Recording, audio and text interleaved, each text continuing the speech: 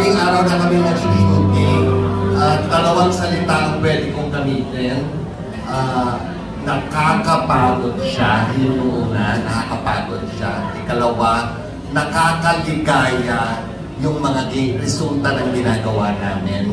Kasi ang ganda ng makikita ninyo ay laging nagmumula sa ningning ng material at sa husay ng mga artistang gumagana po. So lagi namang nakakapagod gumawa ng isang magandang produkto. Diyan lang. Thank you. Well, let's be honest na maraming nagulat. Nagulat in a way na bakit ganito, bakit ganyan, pero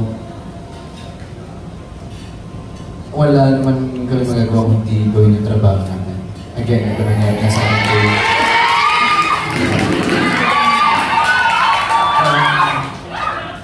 Ganun din naman yung nangyari. I mean, keeps going. May mga tao tayo na hindi umaayon at naaayon dun sa binibigay sa ating trabaho. Pero sa huli, ay kailangan natin gampanan yung ibinigay sa ating trabaho.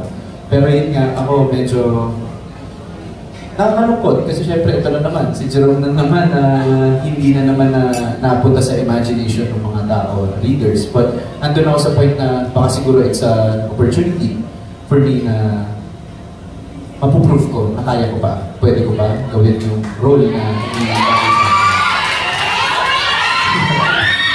pero ayun, syempre, I'm really open at kinakabahan dun sa magiging critic sa akin na iti-take ko rin as learning. Yun. At stepping stone na yun sa akin sa career. Yun po. Well, since the launching, mixed emotion. Of course, masaya kami kasi napaka-dami ng interaction. And at the same time, parang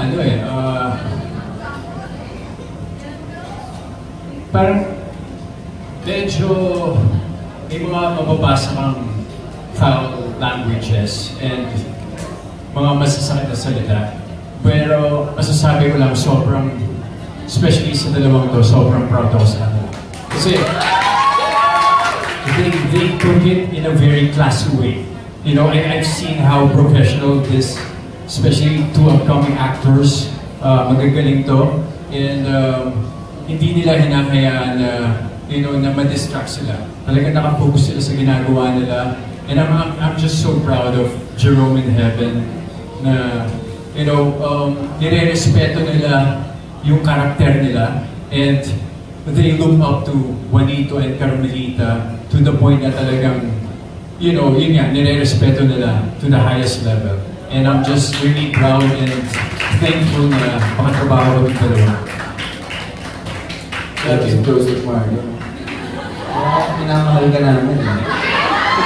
Huwag ko nagawin si Carmelita.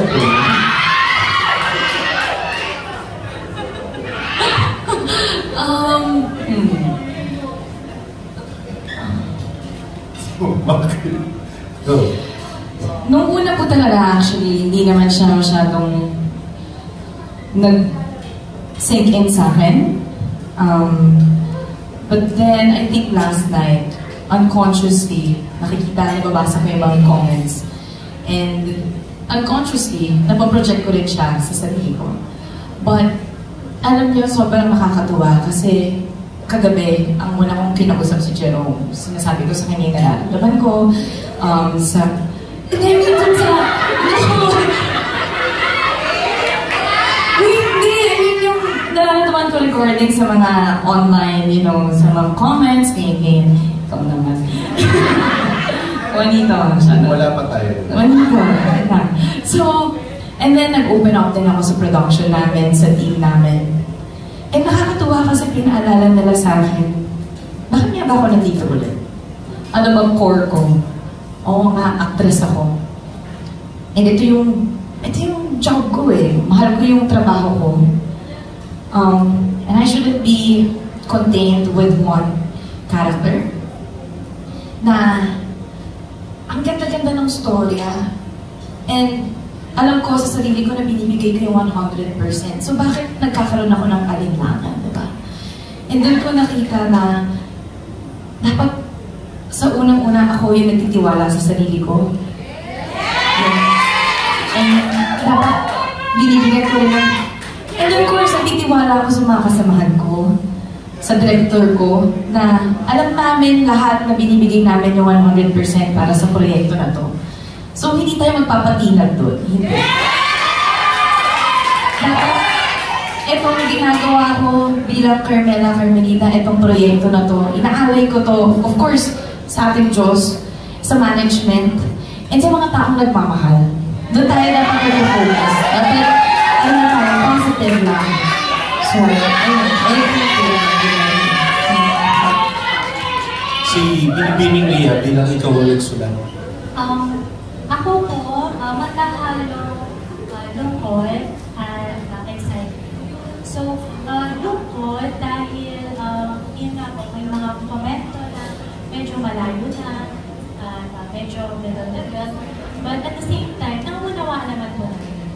Kumbaga, naroon pa po tayo sa proseso kung saan healing, ina-accept pa po, and it really takes time.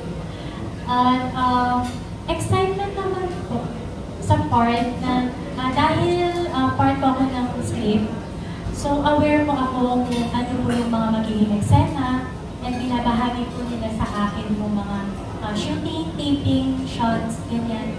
At sa puntong yun,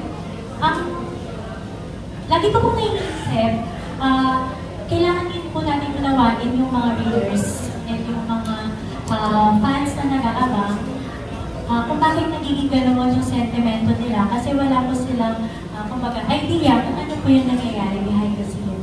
Wala naman pong umikikot ng mga leaks or nag-leak yung script and ganyan. Kumbaga, looking forward po ako sa magiging result ng pinaghirapan po nila direct at ng cast. Dahil tiwala din naman po ako na ginagawa po nilang lahat. Kumbaga, ramdam ko po yung passion nila sa proyektong ito at sa oras na ma-release na rin po yung series, ayun po, kumbaga, excited din po ako ibahagi sa inyo yung pinaghirapan nila. Ngayong huling araw na pagpinita ng linggo ng wika, sinadya ba o itinako na ngayon yung press con, tapos gaano kalalim yung Tagalog na ginamit ko dito sa serye? Hindi ko alam kung sinadya nila na itinako nila yung press con sa linggo ng wika. Kung hindi sinadya, magandang timing. Kung sinadya, very good opportunity. So it works both ends. Gaano kalalim?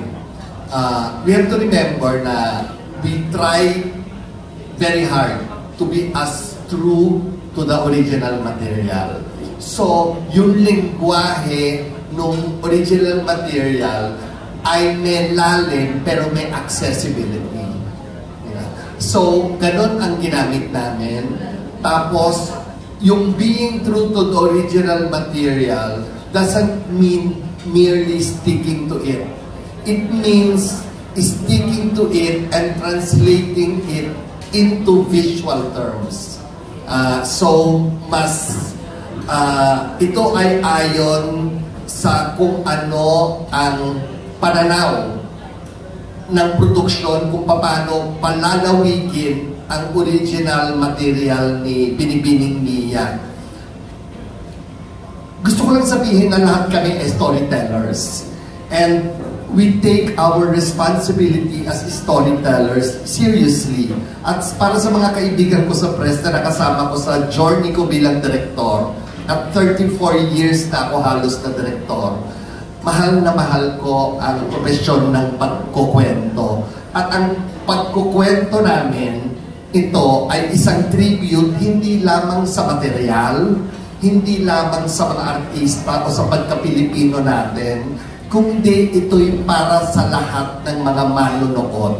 Saan man sulok ng mundo sila naroroon.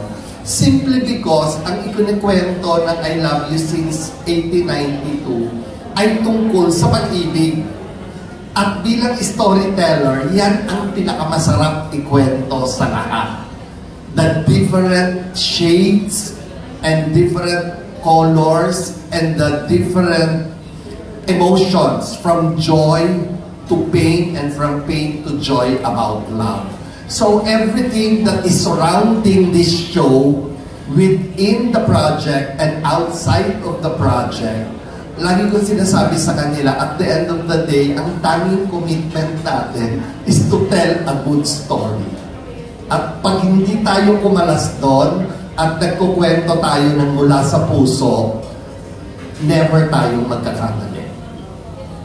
Thank you. Last question na lang kay Heaven. Pwede